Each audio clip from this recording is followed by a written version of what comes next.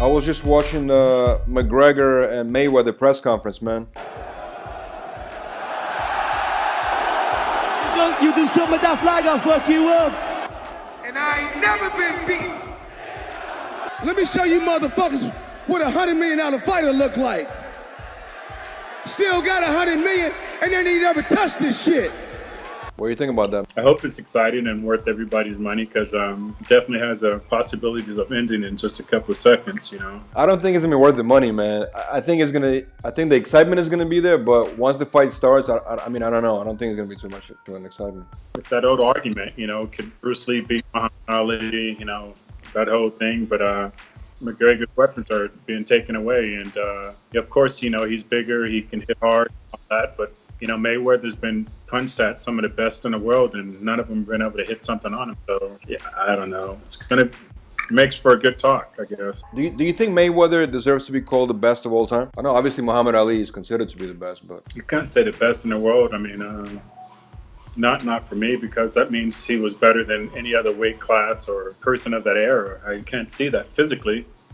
Maybe on paper, but I can't see that physically, you know. But you can almost argue that you take any boxer of any era and put him up against Muhammad Ali in his prime, and probably Muhammad Ali's going to fare out, you know, whether they hit hard or not. It's just, but you know, you can't take Mayweather and his physical stature and match him up against any other size fighter and then, you know, call him, you know, the best in the world. Same thing with Ronnie. In my case, he's the best Mr. Olympia of all times because you can literally match him up physically in his prime against any other bodybuilder, period. That makes him, you know, to me, the best of all time. I was actually going to ask you, man, I know we spoke about your, you know, you obviously, for those who don't know, you had a fighting career, you know, you were doing martial arts. Which martial arts were you doing exactly? It was called point karate and full contact karate back then, so it was stand-up, basically. Now, you were bodybuilding at the same time, right? I mean, you started with martial arts, then you were bodybuilding, but ultimately you were doing kind of both. Was it difficult? I mean, was it kind of one interfering with the other one? Because if you're a bodybuilder, I mean, you can't really move or fight to that extent. I mean, was it challenging? No, I was a lot smaller than, you know.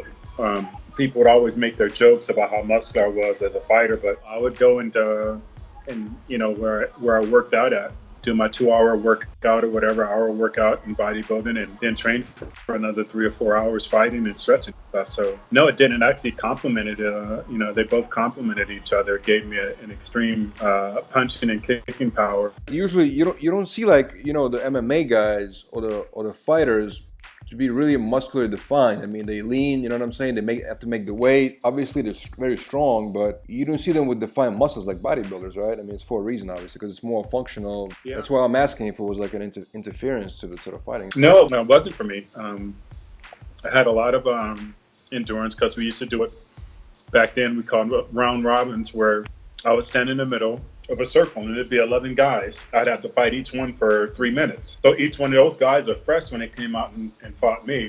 And then when my time is over, I had to be one of those 11 guys to go and attack, you know, the guy in the center. Sounds exhausting.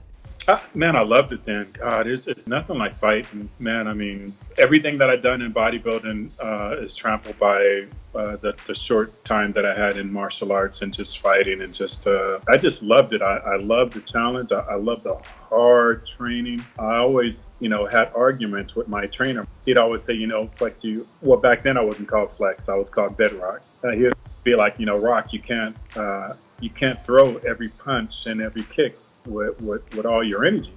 And I'm like, well, why? He goes, because you're going to get tired. You're not going to be able to last the fight. And I'm like, but what if I train throwing everything as hard as possible? Don't want my endurance to get better? He goes, well, yeah, but that's a tall order, man. You know, you don't want to do that. I go, but why? It makes sense to me if I could train to where I had the endurance that every kick or every punch I threw was a knockout kick, and I could do that for 3 or 5 rounds. If MMA was involved back then, I would have been in it 100%.